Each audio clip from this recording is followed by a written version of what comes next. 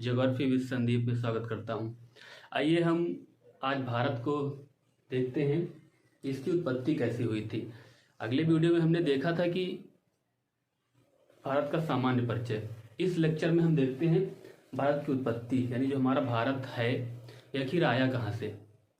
ठीक है, इसकी उत्पत्ति कैसे होती है, किन किन चरणों से इसको गुजरना पड़ता है, उसके बारे में हम आज देखते हैं। चलिए आइए देखते हैं। देखिए, आपने पढ़ा होगा, अगर आपने भूगोल पढ़ा है तो उसमें आपने एक परिभाषा या एक सिद्धांत पढ़ा होगा वेगनर महोदय का। वेगनर महोदय ने एक सिद्धांत दिया था पैंजिया और पैंथालासा का। ठीक है, देखिए क्या है, वही समझेंगे तभी समझ में आएगा, नहीं तो समझ में नहीं आएगा। इसके लिए अगर हमको भारत की उत्पत्ति देखना है कि भारत आखिर आया कहाँ से, तो हमको पहले तो वेगनर की कंसेप्ट, ये जो परिकल्पना है उसको समझ लेना है, उसके बाद हम देखते हैं। चलिए देखिए, वेगनर ने अपनी परिकल्पना दी थी। उन्होंने क्या कहा था कि हमारे जो समस्त भूखंड हैं, ये जो हमारी पृथ्वी है, हमारी जो समस्त ये पृथ्वी है, पहले ये पूरी पृथ्वी जो आज महाद्वीपों में डिवाइड है या बटी हुई है, ये पहले बटी हुई नहीं थी। ये एक स्थान पर सभी भूखंड जो महाद्वीपीय भूखंड हैं वो सभी एक में सटे हुए थे, यानी मिले हुए थे, जुड़े हुए थे आपस में। तो कैसे जुड़े हुए थे, कैसे अलग हो गए, इसके बारे में हम जान लेंगे। उसके बाद हमको समझ में आ जाएगा कि भारत हमारा कहाँ से आया, उसकी उत्पत्ति कहाँ से होती है। चलिए देखते हैं। मान लीजिए हमारी एक पृथ्वी है। क्या है? हमारी पृथ्वी है। पृथ्वी में एक भूखंड था, यानी जिसको हम महाखंड बोल सकते हैं, महाभूखंड बोल सकते हैं। ठीक है, जो सब जितने आप महाद्वीप पढ़ते हैं, 7 महाद्वीप पढ़ते हैं ना आप, तो उन 7 महाद्वीपों का एक जुड़ा हुआ रूप है ये। आज 7 महाद्वीप हमारे अलग अलग हो गए हैं, सब जानते हैं। 8वां महाद्वीप मिला, उसके बारे में हम बाद में चर्चा करेंगे। लेकिन जो 7 महाद्वीप आज हम पढ़ रहे हैं उनके बारे में हम चर्चा पहले कर लेते हैं। उनका अस्तित्व कैसे होता है और हमारे भारत का अस्तित्व भी कैसे होता है। ठीक है, तो ये हमारा भूखंड था, एक में जुड़ा हुआ था। इसको वेगनर महोदय ने, किसने?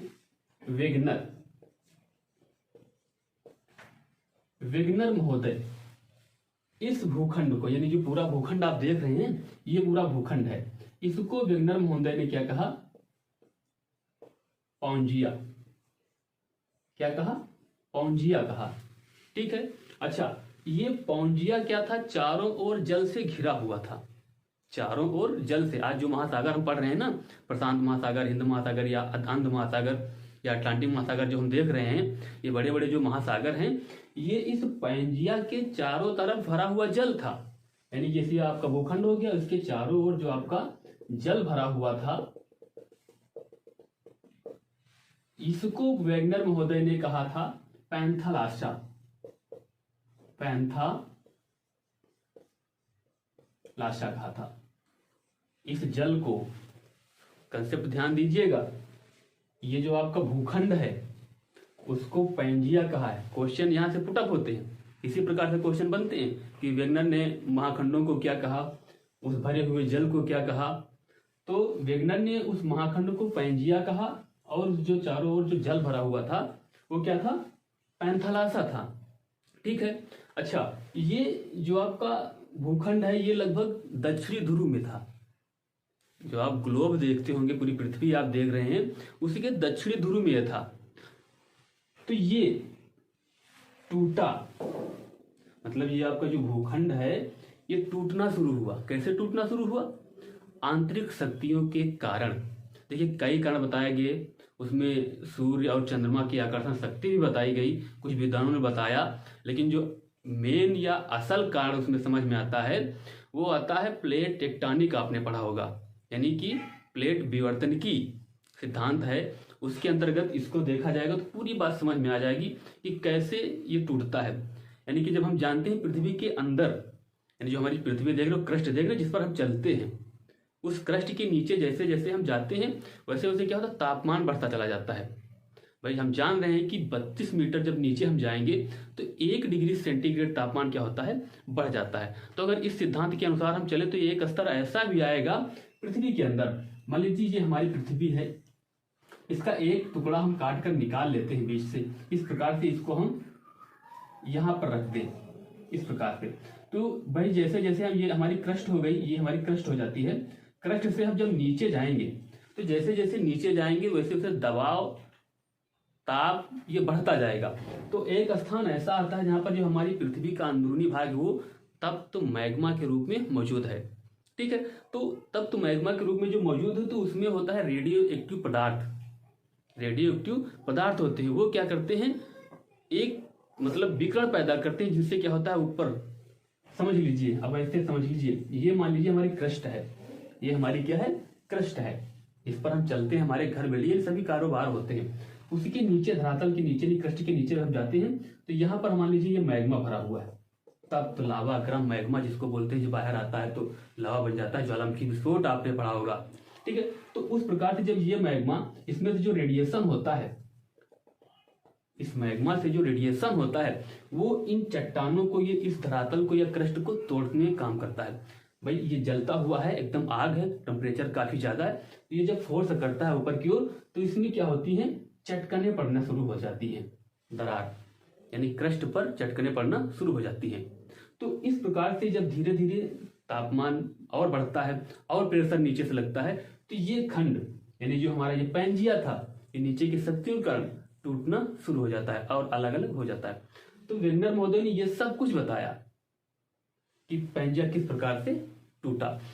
तो ये पैंजिया हमारा इसी सिद्धांत पर हम चलते हैं लेकर, कि ये सिद्धांत जो हमने अभी पढ़ा रेडियो एक्टिव वाला, ये जो पदार्थ वो गर्म होकर रेडिएशन करते हैं उसकी वजह से टूट जाता है। ठीक है, तो इस प्रकार से ये जो पैंजिया था वेगनर महोदय का, ये कई भागों में टूट गया, कई भागों में टूट गया। पश्चिम की ओर देखो, जब इसमें डिवाइडेशन होता है, मान लीजिए इस प्रकार से जब ये टूटना शुरू होता है तो ये पश्चिम की ओर, आपने देखा होगा मानचित्र में, पश्चिम की ओर उत्तरी अमेरिका और दक्षिणी अमेरिका है, तो पश्चिम की ओर उत्तरी अमेरिका और दक्षिणी अमेरिका पश्चिम चले गए, पूरब, उत्तर पूरब की ओर ऑस्ट्रेलिया चला गया, उत्तर पूरब की ओर एशिया चला गया, उसी में यूरोप जुड़ा हुआ था, और अफ्रीका भी अपनी जगह से खिसकने लगा। अब नाम आ गया अफ्रीका का, तो हमारे भारत का जो जन्मदाता है अगर देखा जाए तो अफ्रीका ही है। बात समझ रहे हो आप, अफ्रीका है। कैसे है, हम अफ्रीका का मानचित्र अगर देखें तो कुछ इस प्रकार से हमको बना हुआ दिखता है अफ्रीका का मानचित्र। तो हमारा जो भारत था वो अफ्रीका से यहां से टूटा, इस प्रकार से, इस प्रकार से हमारा भारत जो है अफ्रीका से टूटा, और ये कहां चला, उत्तर की ओर चला। कहां चला, उत्तर की ओर। ध्यान दीजिएगा, हमारा भारत जो आज कर्क रेखा पर अवस्थित है, बात समझ रहे हो, हमारा भारत आज कर्क रेखा पर आ गया, लेकिन इसके पहले कहां पर था, ये दक्षिणी ध्रुव में था। बहुत सारे प्रमाण आपको मिलेंगे कि हमारा भारत दक्षिणी ध्रुव में था। आप जब मानचित्र देखेंगे, समझने की कोशिश करेंगे तो बात पूरी समझ में आ जाएगी कि हमारा भारत कहां पर था। तो हमारा भारत दक्षिणी ध्रुव पर था, धीरे धीरे ये ऊपर आया और आज अपनी वर्तमान एग्जैक्ट लोकेशन पर हम देख रहे हैं। पहली बात देखिए, एक बात तो हम बताना यहां पर भूल गए आपको कि ये घटना हुई कब, ये जो पैंजिया वाली घटना हुई कब, ये टूटा कब, तो ये टूटता है कार्बोनिफेरस युग में। कब टूटता है, कार्बोनिफेरस युग में। कार्बोनिफेरस युग यहां पर हमने नोट कर दिया है, देखिएगा आप, ये पैलियोजोइक ईरा है यानी महाकल्प है, प्रथम युग। जब हम पूरी पृथ्वी को भौगोलिक यानी कि जो भूगर्भिक संरचना में बांटते हैं तो ये सब इरा और महाकल्प युग हम पढ़ते हैं। इसके बारे में हम लेक्चर एक लेकर आएंगे जिसमें सभी इरा और सभी युग हम आपको क्लियर करवा देंगे। ठीक है, तो यहां पर आप इतना समझ लीजिए कि हमारा भारत आया कहां से। तो ये जो हमारा भूखंड है पैंजिया वाला, ये कब टूटा, कार्बोनिफेरस युग में। कार्बोनिफेरस युग में अफ्रीका से अलग हुआ, कार्बोनिफेरस युग में अफ्रीका से अलग हुआ, और ये धीरे धीरे उत्तर की ओर खसकने लगा। यानी कि देखिए, यही जब भारत टूटा था तो ऑस्ट्रेलिया भी टूटा था, ऑस्ट्रेलिया की दिशा भी उत्तर पूरब थी, और ऑस्ट्रेलिया देखिए कहां पर पहुंच गया है, आज मानचित्र में देखिए ऑस्ट्रेलिया कहां पहुंच गया है, और भारत भी कहां पहुंच गया है, ऊपर पहुंच गया है। अब ये मत सोचिए कि हमारे दिमाग में सबसे बड़ी समस्या तो ये होती है कि हम देखते कहते भारत टूटा, तो ये दिमाग में न रखिए कि पूरा हिमालय, पूरा जिस समय आप मानचित्र देख रहे हो, ये पूरा वहां से टूट कर नहीं आया था। जितना हिमालय से या फिर जितना हम नक्शा देख रहे हो ना अपना भारत का, ये पूरा वहां से टूट कर नहीं आया था, ये बना बनाया वहां से आया हो, ये तो बाद में बना है। वहां से कितना आया था, वहां से आया था प्रायद्वीपीय भारत, पूरा नहीं आया था वहां से। वहां से कितना आया था, वहां से आया था प्रायद्वीपीय भारत। चलिए देखते हैं, हम इसको मिटाकर हम आपको बताने की कोशिश करते हैं। यानी कि अगर इस प्रकार से देखा जाए तो इस प्रकार से इतना दिखाई पड़ रहा होगा आपको, ये इतना यहां से चला और ये इतना ही टूटा। अब बात आती है किसकी, हम पढ़ते हैं कि भारत की सबसे प्राचीन चट्टान कौन सी है। बड़ा कंफ्यूजन है कि भारत की सबसे प्राचीन जो हमारी चट्टान है या पर्वत है वो कौन सा है, अरावली। अरावली भारत यहाँ जहां पर आज है, यहाँ आने के बाद नहीं बना है, ये जब अफ्रीका के पास था तभी अरावली की रचना हो चुकी थी। बात समझ रहे हो आप, यानी जब ये अफ्रीका के पास था भारत तभी अरावली की रचना हो चुकी थी, यानी कि प्री कैम्ब्रियन युग में पहले ही इसकी रचना हो चुकी थी। बाकी तो हिमालय तो आज बने हैं, यानी कि ये भी हाल ही के हैं, ये बहुत जल्द के हैं। ये आपका जो अरावली बना था सबसे प्राचीन चट्टानों यानी प्राचीन पर्वतों में रखा जाता है। और अरावली है क्या, ये भी एक भूसन्नत से निकला हुआ है, ये भी एक मोड़दार पर्वत है। ठीक है, अरावली भी क्या है, मोड़दार पर्वत है। यहाँ पर देखिए एक बात हमें याद आ रही है, अब अरावली की बात आ गई तो हम आपको बताते चलते हैं कि क्रम पूछा जाता है भूसन्नतियों का। हमारे यहाँ भारत में जब अरावली की रचना हुई उसी के साथ यानी उसी के बाद जो रचनाएं हुई हैं, देखिए पहली तो रचना होती है अरावली की, दूसरी रचना होती है विंध्यन की, तीसरी रचना होती है सतपुड़ा की और चौथी रचना होती है पूर्वी घाट की। ये चारों भूसन्नतियां हैं और ये चारों अब ये शब्द आ रहा है कि भूसन्नतियां क्या है सर, तो भूसन्नतियां वो होती हैं जैसे अभी हिमालय की रचना हुई थी तो ये भूसन्नत से हिमालय निकला है, यानी कोई सागर रहा होगा, सागर में नदियां आकर गिरती रही होंगी तो वो अपने साथ मलबा भी लाती रही होंगी। अब वो मलबा पाटते पाटते पाटते पाटते पाट दी खूब कस के, वो सागर उथला हो गया। अब जब वो उथला हो गया तो हो जाता है भूसन्नति। और जब कोई प्लेट गति करती है, अभी हम प्लेट विवर्तन की ही पौंजिया पढ़ रहे थे ना, जब वो प्लेट गति करती है, जब दो प्लेटें आपस में टकराने की कोशिश करती हैं, एक प्लेट उधर से आ रही है एक प्लेट इधर से आ रही है, तो जब वो दोनों प्लेटें आपस में टकराएंगी तो बीच में जो सागर है आपका, उसमें जो मलबा बंद था जो नदियों ने लाया था उसमें डाले थे, वो मलबा क्या होता है ऊपर ऊपर निकलने लगता है। समझिए, मान लीजिए ये आपका सागर है, एक प्लेट इधर से आ रही है इधर को और एक प्लेट क्या है इधर से आ रही है इधर को। अब ये दोनों प्लेटें जब आपस में पास आती जाएंगी ना तो ये बीच में जो आपका मलबा भरा हुआ था इसमें, ये जब दबाव पड़ेगा तो ये मलबा क्या हो जाएगा, वलन, यानी कि इसमें मोड़ पड़ जाएंगे, फोल्डेड माउंटेन की रचना होगी। तो इसी प्रकार से अरावली की रचना भी हुई है, विंध्यन की रचना भी हुई है, सतपुड़ा की रचना भी हुई है और पूर्वी घाट की रचना भी हुई है। ठीक है, ये सब चीजें आपको देखिए, भ्रंश घाटियां भी विंध्यन और जैसे आपकी नर्मदा और तापी नदियां बहती हैं वो भ्रंश घाटियां में बहती हैं, वो बहुत दूर की बात है, उसको हम बाद में चर्चा कर लेंगे। लेकिन आपको अगर क्रम में कहीं पूछ लेता है कि भूसन्नतियों का क्रम क्या है तो आप याद रखना, पहला अरावली, दूसरा विंध्यन, तीसरा सतपुड़ा और चौथा पूर्वी घाट। ये क्लियर हो गया। अच्छा, अब हम आते हैं मेन बात पर। मेन बात हमारा क्या है, इसको एक बार हम इरेज कर लेते हैं फिर बताते हैं। तो ये पैंथालासा आपकी बात में समझ में आ गया होगा कि पैंथालासा आखिर आया कहां से, क्या था। अब हम भारत को लाते हैं, भारत को लाते हैं अपनी एग्जैक्ट लोकेशन पर जहां पर आज भारत है। देखिए, अफ्रीका से हमने भारत को तोड़ दिया, अफ्रीका को हमने भारत से तोड़ दिया, ये उत्तर की ओर चला। पहले तो उत्तर की ओर चला, लेकिन जब ये यहां एक भूखंड था, कौन सा भूखंड, जिसको हम अंगारा लैंड बोलते हैं, क्या बोलते हैं, अंगारा लैंड।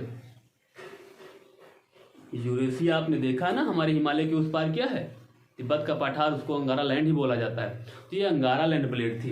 तो हमारा ये भूखंड जो था वो गोंडवाना लैंड का भूखंड था। अब दक्षिणी अमेरिका, दक्षिण अफ्रीका यानी अफ्रीका का पार्ट, ऑस्ट्रेलिया, ये सब किस में आते हैं, ये गोंडवाना लैंड में आते हैं। तो ये हमारा भारत क्या था, गोंडवाना लैंड का था। अब ये भारत चला, अच्छा ये जब चला भारत तो ये इयोसीन काल में इसकी गति तेज हो जाती है। ठीक है भाई, दक्षिण ध्रुव से इसको उत्तरी ध्रुव में आना था। तो ये जब भारत चलता है उत्तर की ओर और जब यहां से टकराता है कहां पर, अंगारा लैंड वाली प्लेट में जहां आज भारत है, कब टकराता है, आज से लगभग 5.5 करोड़ वर्ष पहले, आज से लगभग 5.5 या 6 करोड़ वर्ष लगभग। एग्जैक्ट मतलब ये भूगर्भिक इतिहास होता है, कई किताबों में अलग लिखा रहता है, ये एग्जैक्ट कहना बहुत मुश्किल हो जाता है। 5.5 से 6 करोड़ वर्ष पहले ये टकराया। भारत यहां से चला कब था, ये भी लगभग हम बताएंगे। भारत यहां से चला था 36 करोड़ वर्ष पहले, कार्बनिक फेरस युग में। अब देख लीजिए, अब 36 करोड़ वर्ष पहले चला था भारत और पहुंचा कब, यानी आज से 5.5 करोड़ वर्ष पहले। जो हमारी हिमालय की रचना होती है वो 5.5 से 6 करोड़ वर्ष पहले की है रचना। ठीक है, तो ये तो बात हो गई हिमालय प्रायद्वीपीय भारत यानी भारत के अंगारा लैंड तक पहुंचने की। अब बात आती है यहाँ पर, हम देख लेते हैं एग्जैक्ट लोकेशन जहाँ पर आज भारत है, वहां पर कैसे पहुंचता है। तो देखिए, अंगारा लैंड और ये गोंडवाना लैंड, दो चीजें हम लेकर चलते हैं। जब अंगारा लैंड और गोंडवाना लैंड जब पास में आते हैं, तो जब देखिए अब यहाँ पर बीच में भाई सभी भूखंड टूट चुके थे, सभी भूखंड टूट चुके थे। जो चारों ओर जल भरा हुआ था, वो जल उन टूटे हुए भूखंडों के बीच में प्रवेश कर गया, टूटे हुए भूखंडों में प्रवेश कर गया।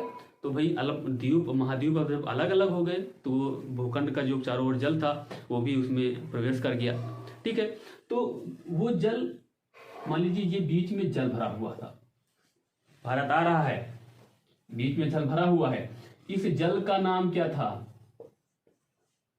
टेथिस सागर,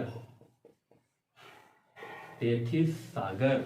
टेथिस सागर का नाम आपने पढ़ा है, पूछा जाता है कि हिमालय की उत्पत्ति किस सागर से होती है, टेथिस सागर से होती है।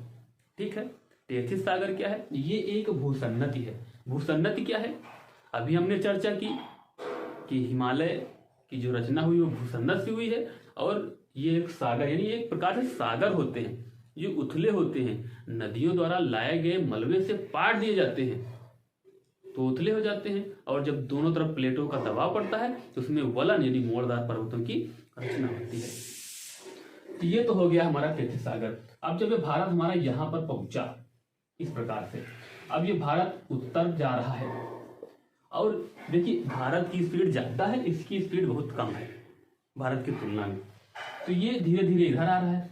तो बीच में जो भूषण टेथिस सागर था, इसमें से उत्तर से नदियां आ रही थी, उत्तर से नदियां आकर इस टेथिस सागर में गिर रही थी। और ये टेथिस सागर कोई छोटा सागर नहीं था, हिमालय निकला, किरथर, सुलेमान, और उसके आगे जब हम अनातोलिया पठार वगैरह जाते हैं, ये सब पूरा उसी में आ जाता है आपका, मतलब बहुत बड़ा सागर था। ठीक है, हिमालय भी कहाँ छोटा है, वो भी तो बहुत बड़ा है। अच्छा, जब ये दबाव डालता है तो ये जो आपकी भूसन्नत है, यहाँ से हिमालय की रचना होती है। अब यहाँ पर देखिए ये बात समझ में आ गई होगी। अब हम आगे बढ़ते हैं। हिमालय की रचना कब शुरू होती है, अभी हमने बताया कि 5.5 से 6 करोड़ वर्ष पहले। चला कब भारत यहाँ से, कार्बोनिफेरस युग में। ध्यान रखना, कार्बोनिफेरस युग में 36 करोड़ वर्ष लगभग पूर्व ये चला। ठीक है, अब देखिए हिमालय, देखिए भारत की उत्पत्ति हम देख रहे हैं, तो इसमें हम पहले जो एक प्रथम युग, यहाँ पर अब हम लाइन पर ध्यान देंगे, पहले जो एक हमने लिखा है प्रथम युग लिखा है, फिर कार्बोनिफेरस शक लिखा हुआ है। ये जो यहाँ पर ये 36 लिखा हुआ है, 36 करोड़ लिखा हुआ है। तो ये पहले जोइक का जो मतलब, ये पहले जोइक जब हम भूगर्भिक यानी कि हिस्टोरिकल जियोग्राफी जो देखते हैं, भूगर्भ का इतिहास देखते हैं, तो ये पहले जोइक जो इरा है आपका महाकल्प, ये प्रथम वर्ग है, यानी ये प्रथम युग में रखा जाता है। और ये कार्बोनिफेरस इसी प्रथम युग का 5वां शक है। बात समझ रहे हो, ये महाकल्प होता है, ये शक होता है, यानी कल्प से छोटा होता है। तो ये पहले जोइक का 5वां शक है कार्बोनिफेरस, और कार्बोनिफेरस से हमारा भारत अफ्रीका से टूटा और उत्तर की ओर चला गया। ठीक है, ये बात हुई कहानी इसकी। दूसरा चीज है, यहाँ पर देखिए हिमालय, हिमालय में जो हमारा काराकोरम है, कहते हैं हिमालय का पार्ट, लेकिन हिमालय का पार्ट नहीं, क्योंकि काराकोरम का जो निर्माण होता है वो ग्रेट हिमालय, मध्य हिमालय, शिवालिक हिमालय के बहुत पहले हो चुका होता है। ये कब होता है इसका निर्माण? एंड ऑफ मेसोजोइक, यानी जो मेसोजोइक इरा है या मेसोजोइक जो महाकल्प है उसके समाप्ति के साथ साथ काराकोरम का निर्माण हो जाता है। काराकोरम कहाँ है? ग्रेट हिमालय के उत्तर में है। ठीक है, तो ये काराकोरम का तो निर्माण हो जाता है। ये द्वितीय युग है, ये प्रथम युग है, और ये जो हमारा मेसोजोइक है ये द्वितीय युग है।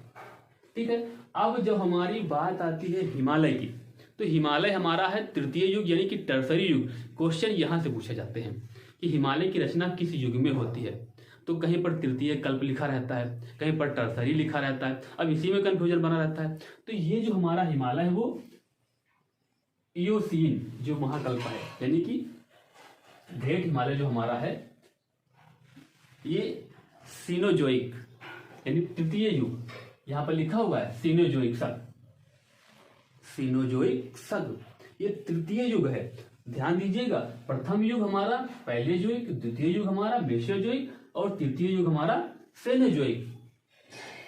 बात समझ में आ रही? तो ये सेनोजोइक का जो हमारा काल है इयोसीन, इयोसीन से शुरुआत होती है ग्रेट हिमालय की। उसके पहले जो काराकोरम बना है उसका तो निर्माण एंड ऑफ मेसोजोइक में हो गया था, पहले हो चुका था। लेकिन जो ग्रेट हिमालय बना है, महान हिमालय बना है, वो बना है हमारा सीनोजोइक के इयोसीन से शुरू होता है। सीनोजोइक के इयोसीन से शुरू होता है और कहां तक आता है?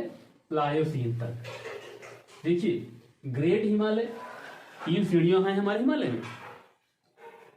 मान लीजिए ये हमारा भारत इस प्रकार से बना हुआ है, तो ये हमारी जो पहली श्रेणी ग्रेट हिमालय, यहां पर हम जी लिख देते हैं। दूसरी श्रेणी मिडिल हिमालय, तीसरी श्रेणी शिवालिक हिमालय। 3 श्रेणियां हैं। तो ये हमारी, अच्छा इसके पहले जो हमने अभी चर्चा किया कि वो एंड ऑफ मेसोजोइक में बना था, ये हमारा काराकोरम हो जाएगा, काराकोरम हो जाएगा इस प्रकार से। अब ये जो हमारा ग्रेट हिमालय है वो कब बना? इयोसीन में। क्वेश्चन यहां से पूछता है अंदर से कि ग्रेट हिमालय यानी महान हिमालय की रचना किस शक में हुई, किस युग में हुई। तो हमारा आपको ध्यान रखना है कि इयोसीन कब होती है? इयोसीन में होती है। दूसरा क्वेश्चन पूछता है कि मध्य हिमालय, मिडिल हिमालय की रचना कब होती है? तो मिडिल हिमालय की रचना हमारी होती है मध्य हिमालय की मायोसीन में। ये तृतीय युग का सेनोजोइक चल रहा है भैया, सेनोजोइक का ही चल रहा है। तो ये मायोसीन में मध्य हिमालय यानी इसकी रचना होती है। अब आती है आखिरी बारी यानी शिवालिक की। शिवालिक की रचना कब होती है? प्लायोसीन में। यहां पर देखिए लिखा हुआ दिखाई पड़ रहा होगा आपको, शिवालिक की रचना कब होती है? प्लायोसीन में होती है। तो इस प्रकार से इसको आपको क्रम याद रखना है, ध्यान देना है कि महान हिमालय, ग्रेट हिमालय यानी ग्रेट हिमालय, फिर मध्य हिमालय, शिवालिक और उसके पहले हमारा काराकोरम, ये कब बने। तो वैसे बात तो समझ में आ गई होगी जहां तक हमें उम्मीद है। अगर नहीं समझ में आती है तो आप कमेंट बॉक्स में कमेंट कीजिए और बताइए कि ये बात समझ में नहीं आई, उसको हम फिर से प्रस्तुत करेंगे, ठीक है, और समझाने की कोशिश करेंगे। अब जो हमने ये, इसमें बड़ा कंफ्यूजन रहा होगा कि ये क्या है, कार्बोनिफोरस या फिर इयोसीन, मायोसीन, ये सब क्या है।